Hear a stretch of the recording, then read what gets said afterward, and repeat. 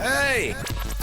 This is JJ and Alex. I made a name for myself. I told you I won't be denied. As you wrap up your day, it's time to get your fix of the teams you live for and the sports you love. This is JJ and Alex on 97.5, the KSL Sports Zone.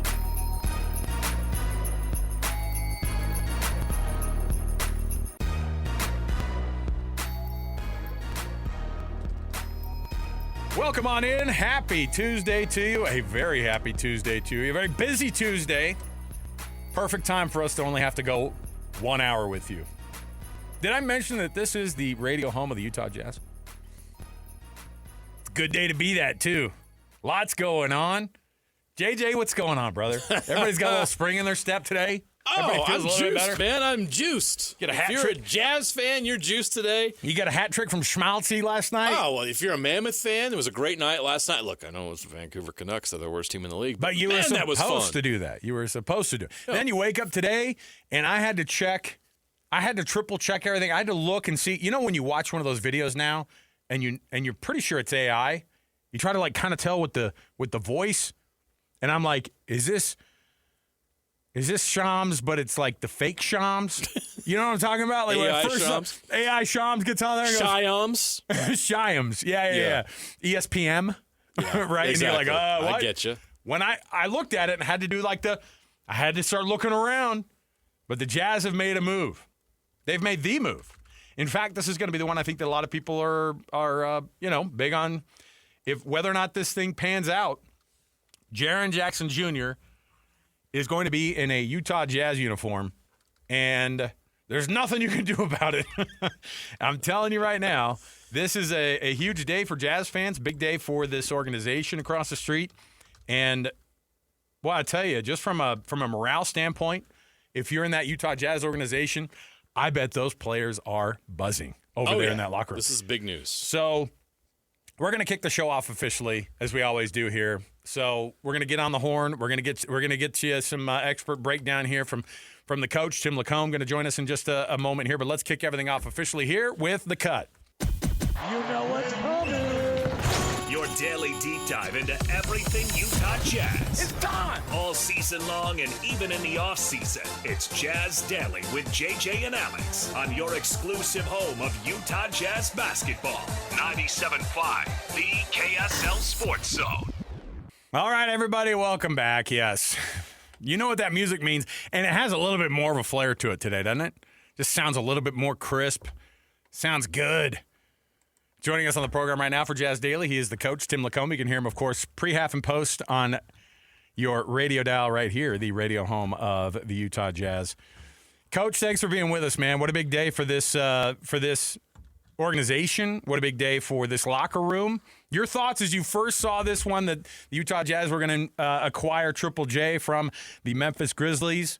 A big deal, too. You got players out the door from the Utah Jazz, Kyle Anderson, George Niang, Taylor Hendricks, Walter Clayton Jr., and then 3 first-rounders. That's a hefty load that's getting delivered over there to Memphis. But the Jazz get Jaren Jackson Jr., John Conchar, Jock Landale, Vince Williams Jr., but, of course, Triple J is the one that's the key piece in all of this. Your thoughts when you saw this one go down today?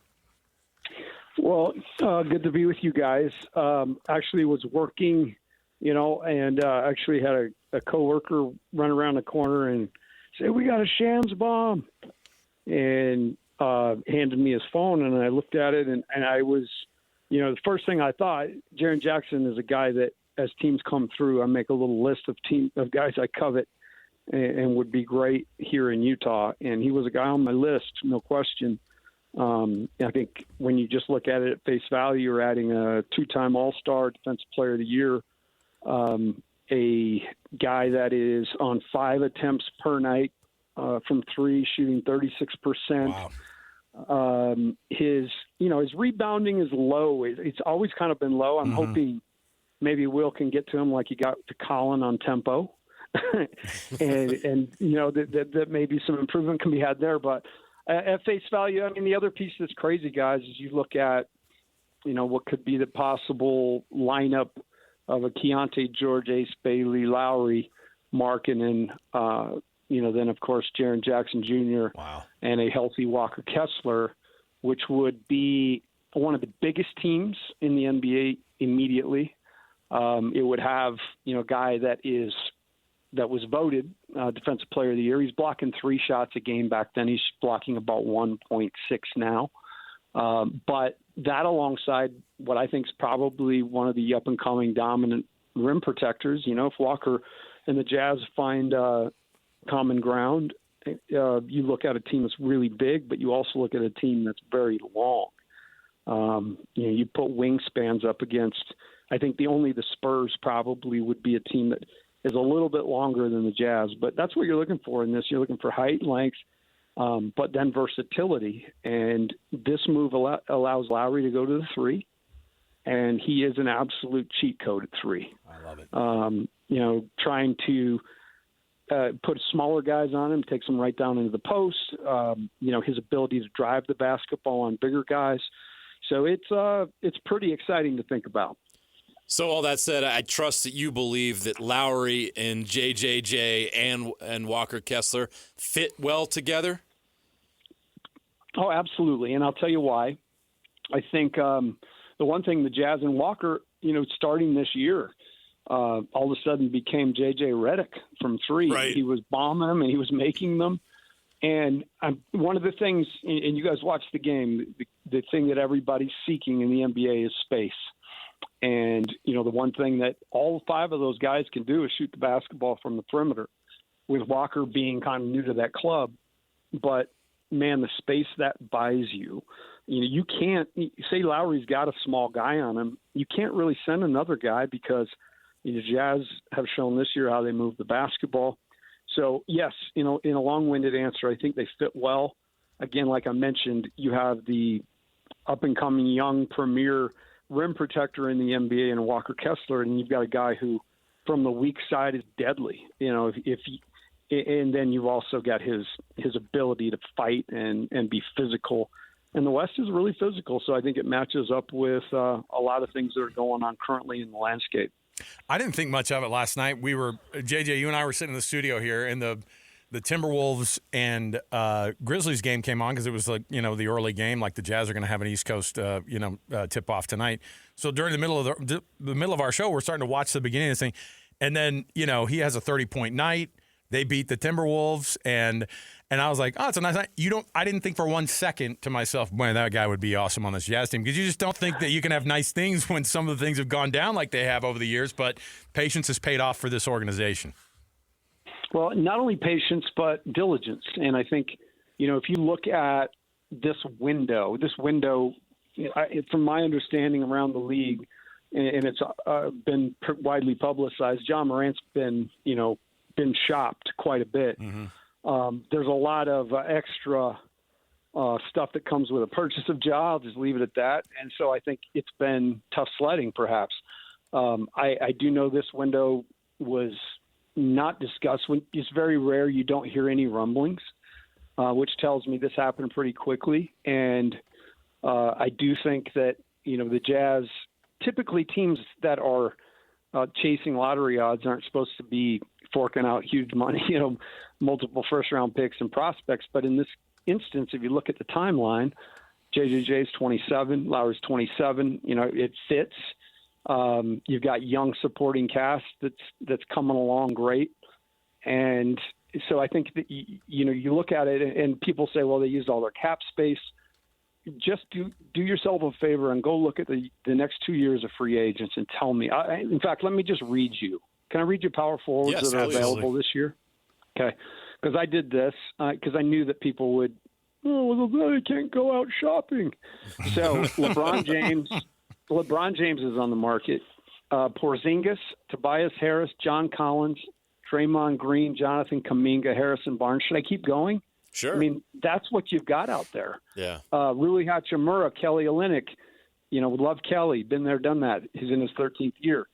So my point is to be able to go out and get an all-star in that slight window. It shows the Jazz have their ear to the pulse. I've always just been blown away at the Ainge's ability to maneuver, and I do think they got a deal here. I think they bought very low.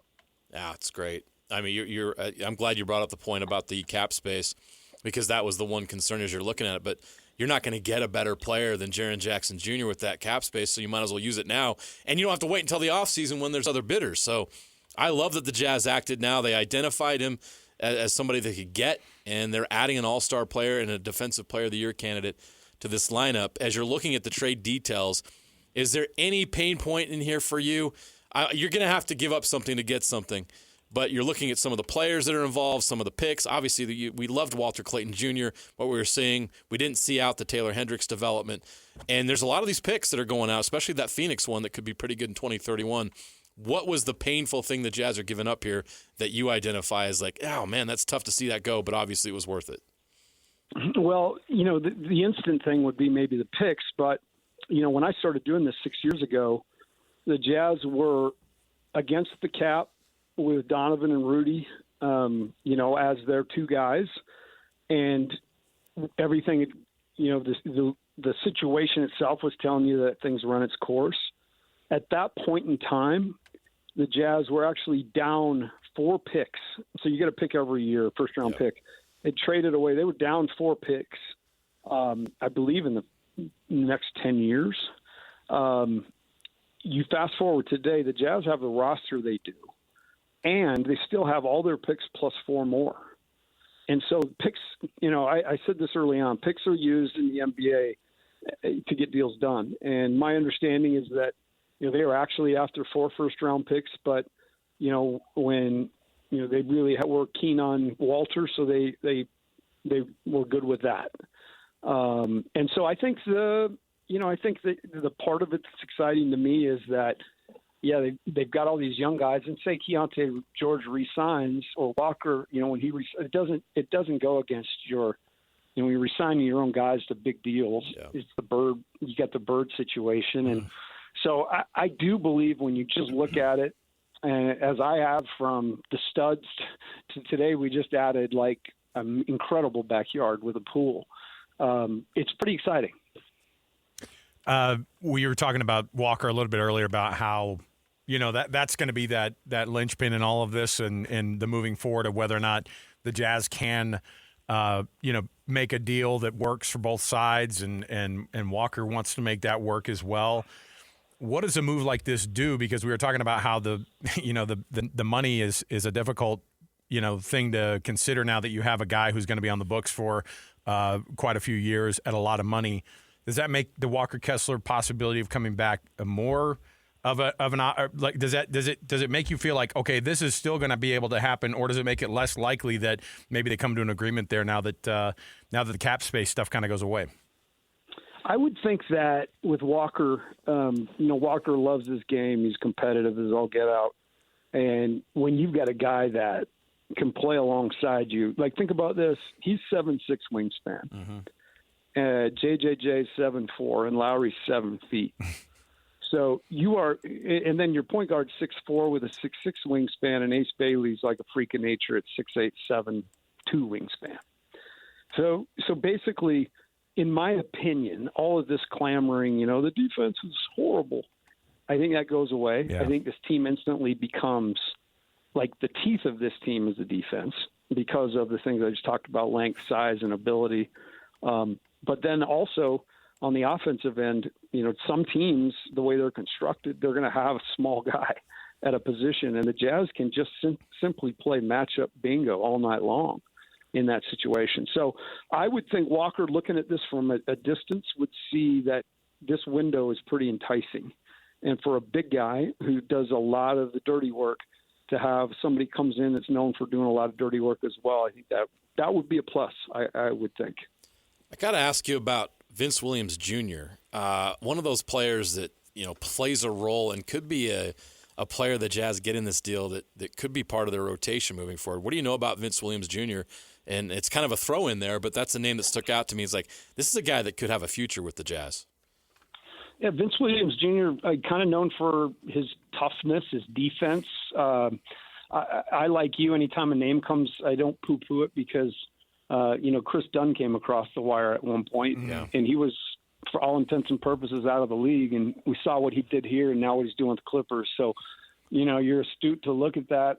I think what's great now is if you finish some of the bigger pieces, then The Jazz will have like a $10 to $15 million mid-level exception that they can use that, is not against the cap. So I think that when you're going to plug guys in, you're looking for a guy like maybe Vince Williams. We will see how it all works out. And honestly, the truth of the matter, this is all reported, and how this will all go down and who will be here still and all that, remains to be seen. But I can tell you the Jock Landale thing intrigues me because St. Mary's guy. That's a guy we got to know pretty well down there when he was playing BYU. all those years. Unfortunately, too well. And he's an awesome story. Like we went down to play in Moraga, and Randy will oftentimes will play a kid to see kind of what he's like, and then he'll redshirt him. And this is at least what he used to do back before the world got crazy. And Jock was one of those guys he brought in, and I kid you not, he was 330. He was huge, and he could hardly move, but man, he had great hands and was skilled. And from that redshirt year, when we walked through the gym, I knew we were in big trouble because he all of a sudden looked like Luke Ferrigno, playing the Hulk. And I was like, man, we got to deal with this dude. And then he was everything it's advertised. And I was one that said that dude's going to play in the NBA. And he has some of the similar characteristics of Nurk. Very skilled, very crafty, can make a three, but a great vision, a great passer. As you watch this whole thing play out and all these players and all the moving parts that are there and all the things that happen with this, when a big trade happens like this, and like I said at the beginning of the show, I bet this locker room's pretty much buzzing today with all this stuff. You got guys walking, or you got guys that I'm sure, you have veterans that were in this locker room that guys are going to miss, but when something like this happens, what does it do for the morale of a locker room like this Utah Jazz team when you go, okay, they said they wanted to get this thing going. And JJ said it when we walked in the doors today. He goes, this rebuild is over. And I was like, that is amazing to hear that. I love hearing that. But what does it do for the locker room to hear a name like that coming into this organization and for what this young group has been trying to accomplish? Honestly, I think I don't know that it could have come at a better time because we're in the dog days, right, of the NBA, and I think everybody understands the situation the Jazz are in. A pick's kind of hanging in the balance, and in my mind, and I've said this on multiple shows, the rebuild was over in my mind prior to this. It's like the Houston Oilers, Bum Phillips used to say, we're going to knock the door down, we're going to kick the damn door down. It kicked the door down today. Like, this was a move. But I thought last year this is a 45-win team, or going into next year without Jaren. I think they're a 50-plus win team, and right in the middle of playoff situation. The rebuild's going to be a long distant memory. So for these guys to know, like, whatever it is, we got 67 more days of the season, or at least in the back of their mind, they know they're going into a summer of major change. Still a couple more days before the deadline comes, and the Jazz obviously made a big splash here. Do you think it's possible they could be up to something else? I would never put it past them. Especially my Austin is, I'll tell you what, he is so good at what he does. And I just think it's not just that he can identify players that are good. I think everybody can do that. Austin then can take the next step and figure out how that's going to work with the guys he has. He is so far down the road on so many things. And this is, I know to many, maybe not going to ring as many bells, but I just think this is a pivotal move for the Jazz, and a great move. Like I said, I think they, as you guys said, they didn't have to. They have an abundance of first-round picks. I think if there's any pain at all, it's what Walter Clayton can become. Yep. But man, I love what Isaiah Collier is, and given the choice for me right now, I probably would have chose Collier because he impacts the game differently than every other guard on the team. I love it. You see some of these moves, and we start to look at how this thing starts to shake out. And I think Jazz Nation shifted their thoughts of how this year. And I'll tell you too, when you said the landscape looks like it does this time of the year, we know what's at stake for this Utah Jazz team the rest of the year. But it even makes that moment too, where you go, hey, but could you imagine not conveying that pick, staying in that top 8 on top of all these moves, it creates and finally winning the lottery. It winning the lottery. All right, settle down with all that, you guys. We know how that works. At some point, Tim. At some point, right? They're due. Hey, we got to. Yeah. We got to get our chance. Can you imagine, though, adding one of, and we know how good this draft is, can you imagine adding a Darren Peterson or an A.J. DeBonce or a Cam Boozer to what they did today? Hey, could you call the script writers real quick, just to the NBA? I know you got connections dude, I'll there. throw another name, like Caleb Wilson. Why not? Why not? I mean, I'm telling you, there are a lot of good players in this draft, and that's why this is important. And it's probably it's been painful. It's been painful, but it's going to be a distant memory. And, you know, my favorite thing when I got here, the Jazz were in the playoffs in the springtime and being out on the plaza prior to games and watching everybody funnel in. We're a spring away from that, fellas. Crazy. Awesome. Tim LaComb, the coach. You're going to hear him in just a few moments. I'm assuming you're on the pre-half and post today, Coach. You and Jake going to do your thing, man? I'm just working double. I figured I'd try some of this out, see if it stuck. And then I got some laughs, so maybe I'll use some of it later. Yeah, absolutely should. Yeah. So good material. We'll be listening in 30 minutes here, so we appreciate it, Coach. And, thanks for jumping on in short notice and giving us some thoughts on today's news. We appreciate it. Hey, anything for you two, anytime. You're great. Appreciate you. Tim LaComb, everybody. Thanks, Coach. There's the coach. All right, man. Well, let's take a break. I'm buzzing, man. You should. This is a day that mark this day on the calendar when we look back on it. This is a day that changed the franchise. Yeah, love it. All right, we'll take a break here. We'll come back. We've got more to talk about. We're bringing you the just so happens to be one of these short days. The Jazz are on the road, of course. That makes things weird and more complicated, right? When you're out there and your buddies have to pack up and leave. And we'll see how that thing goes down. We'll see how it affects tonight's game versus the Indiana Pacers, where the Jazz are going to be. Pre-game starts at 4 o'clock. Tip is going to be at 5 o'clock. So we'll get all that and more. But we're going to keep talking about this thing. We're going to keep it going. Stay here with us. More to go around the corner on 97.5, the KSL Sports Zone. What time is it? Your exclusive home of Utah Jazz basketball is right here on 97.5, the KSL Sports Zone. Barrett crosses over his man, nearly traveled with it. Ball deflected away. Cody Williams, beautiful steal. And Cody Williams, the two-handed flush. He earned that steal, and he gets the dunk on the other end. And Markkanen comes away with it. Markkanen behind the back dribble, nearly turns it over, is able to recollect, and then throws it off the backboard to himself, and he throws down the two-handed dunk. Oh, if Markkanen give himself an assist, he just did it. Isaiah Collier to Nurkic. Nurkic fighting through some contact, slips it to Cody Williams, who throws down the two-handed hammer. Gives it to Markkanen. Markkanen shoots the three. That's no good. And Ace Bailey gets the rebound. Bailey, the drive on the baseline, the two-handed hammer, 102-97. You're locked into JJ and Alex on 97.5, the KSL Sports Zone. Oh, we were just talking about this whole thing during the break, this Jaren Jackson Jr. acquisition, among other players from the Memphis Grizzlies, an 8-player trade between Utah and Memphis brings Jaren Jackson Jr. pending a physical. And don't you love hearing that? I haven't heard that, but I'm assuming. The Jazz acquiring, according to sources, Jazz acquiring Jaren Jackson Jr. And it is whatever the radio version is of a pep in your step, we've got it. And even better, because today we've got some tickets to give away. It's a Jazz Ticket Tuesday. Call in number 12 right now. You can call in 801-575-ZONE. That's 801-575-ZONE. 801-575-9663. And that'll get you a pair of tickets to see the Jazz versus the Kings next Wednesday, February 11th at Delta Center. Is that enough time to sew up a JJJ jersey? Yeah. When will we actually see him in action? Now that's a good question. Because I want to know when. Because nothing official. It's in the best interest of the Jazz that we not see him for a while, if you know what I mean. Wink, wink.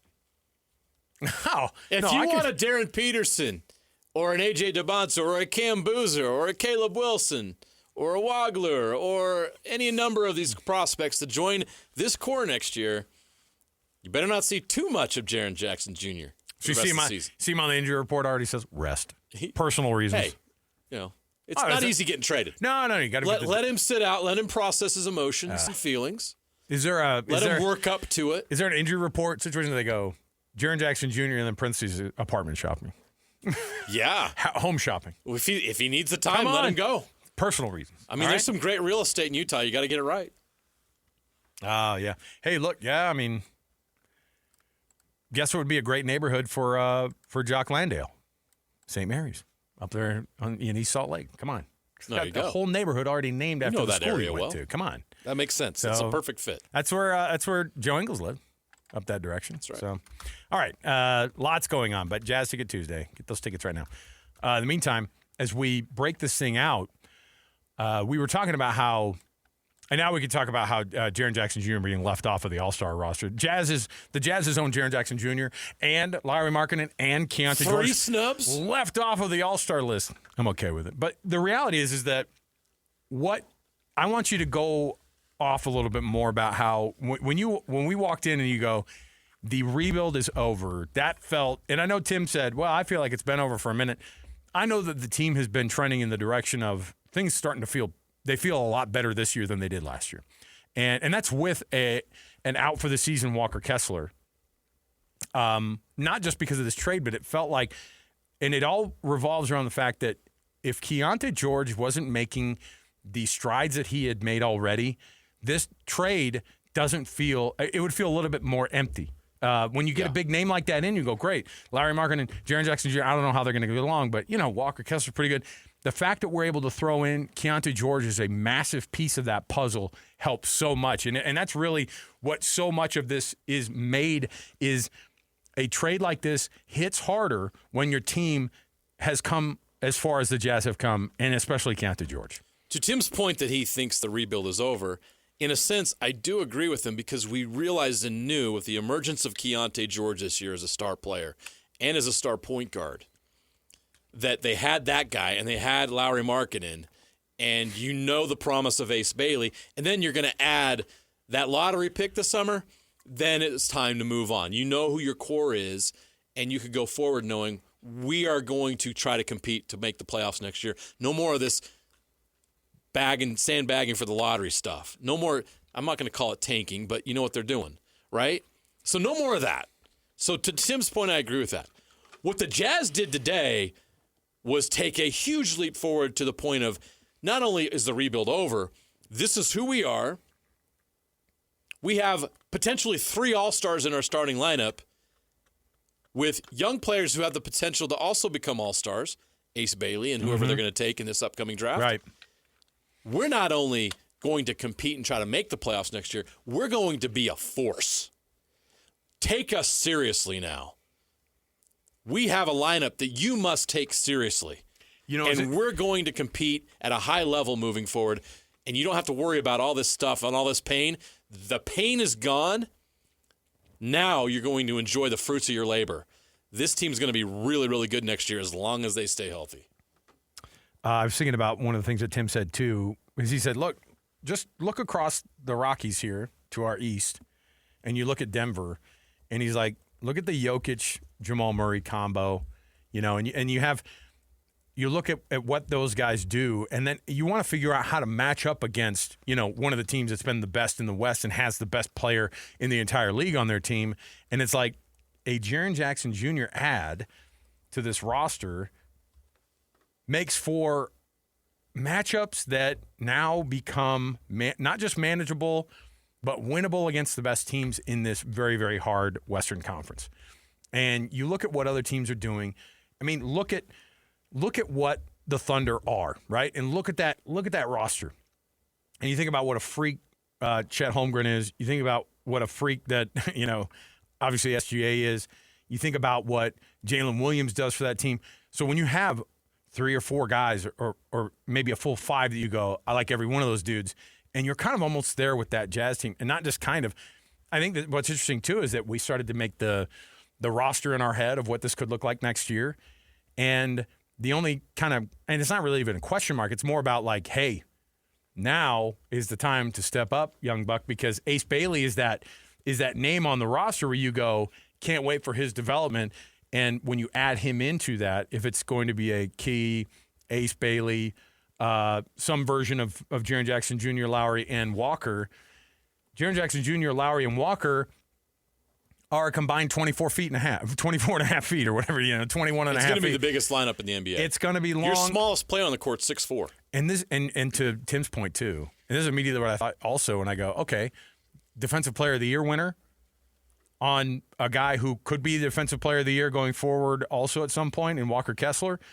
I have no doubt that guy's going to win that award at some point in his career. I mean, he's going to be the guy that can – look, the blocks have gone down for Triple J this year.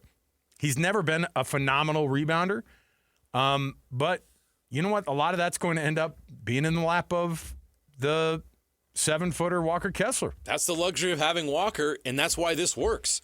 Lowry doesn't have to play the 4. He can play the 3. Tim talked about how you unlock Lowry's skill set at the 3. Right. You unlock Jaren Jackson Jr.'s skill set at the 4. Knocks down threes, facilitator, great offensive player. You have Walker Kessler as your rim protector and rebounder. Takes the pressure off those other 2 guys to play big. This is perfect. It's the perfect combination of bigs that you'll find in a lineup in the NBA as far as having 3 7-footers essentially that do different things. It's a perfect combination. They're going to do a lot of great things, and they're going to win a lot of ball games now. And the detail that's left here is, can they figure out the Walker Kessler situation? The reason why and I know this, the reason why they did not extend Walker Kessler before last season, I know Walker was upset about it. He had every right to be. I hope that's not lingering, because the reason why they were doing that was because they needed to protect that cap space that they had in the summer. They just took care of that. Right. So that's done. So now you can focus on getting a Walker Kessler deal done, and you get that lottery pick, and now the Jazz are off and running, and now you can see this lineup competing with the Rockets, the Nuggets, the Spurs, the Thunder, the Timberwolves, the Lakers, all these teams that are going to be good for years to come. The Jazz have now put themselves in a position to compete with that group. Let's take a break.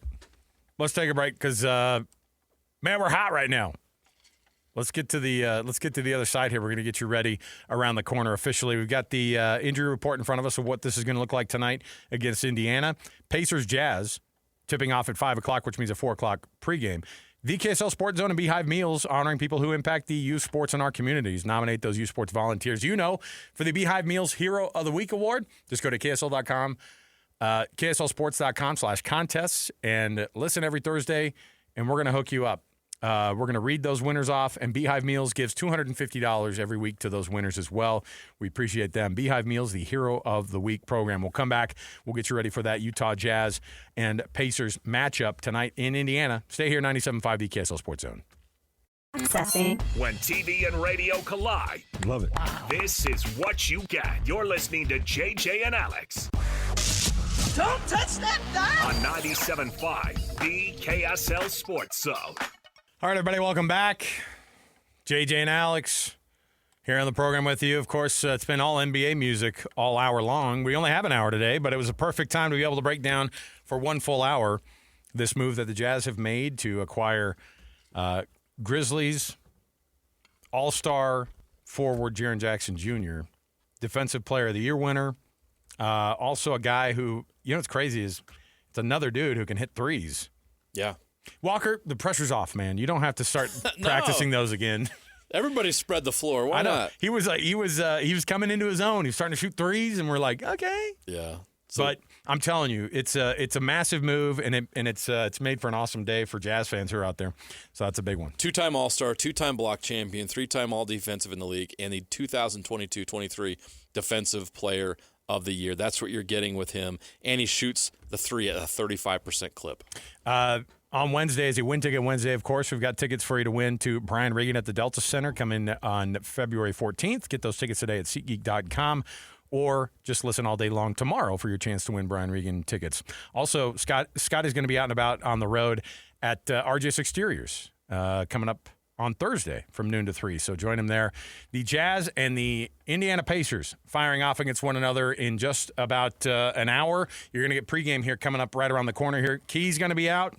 And, yeah, I guess Nurk is going to be in, even though he was listed as out. He's going to be playing in this one. He's available.